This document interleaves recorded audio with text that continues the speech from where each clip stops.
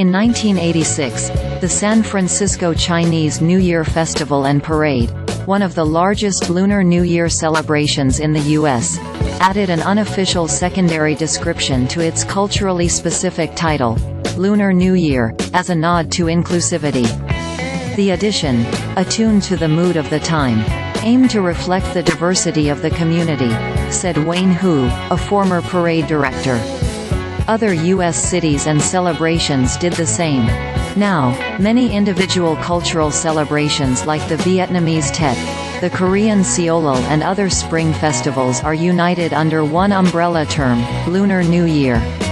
Since the first event organized by the Chinese Chamber of Commerce in 1953, the San Francisco Chinese New Year Festival and Parade has always been a Chinese-American celebration, with a mission to promote cultural tourism in the city's Chinatown, said Hu, the parade's director from 1986 to 2010. Using the Lunar New Year is the extension of our celebrations which recognizes our Bay Area Asian community, said Hu.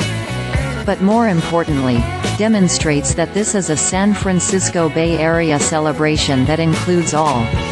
The San Francisco event represents the tension that many organizers face: how to maintain cultural integrity while also acknowledging other cultures that celebrate the same holiday.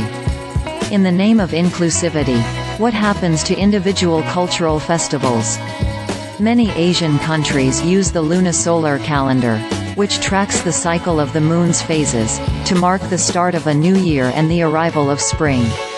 This year, the holiday starts on February 10th. To reflect the diversity of the community, the San Francisco Chinese New Year Festival and Parade welcomes different cultural performers, said Harlan Wong, the event's current director. This year, Japanese taiko drummers will perform at the February 24th parade. David Lei, a board member of the Chinese Historical Society of America, says that while he supports the spirit of inclusivity, it also raises a question. What do non-Lunar New Year performances add to a decidedly Chinese New Year parade? People come to see the firecrackers and the floats that tell stories about hope, aspiration and auspiciousness for the coming year, said Lei, a historian and longtime parade participant. The first Chinese New Year in the U, and the reason Lunar New Year is often associated with Chinese culture, can be traced through immigration history. The first wave of Chinese immigrants in the mid-1800s brought with them their homeland's traditions, including how to welcome the new year. At first, their New Year's celebrations were likely insular small parties, said Lei.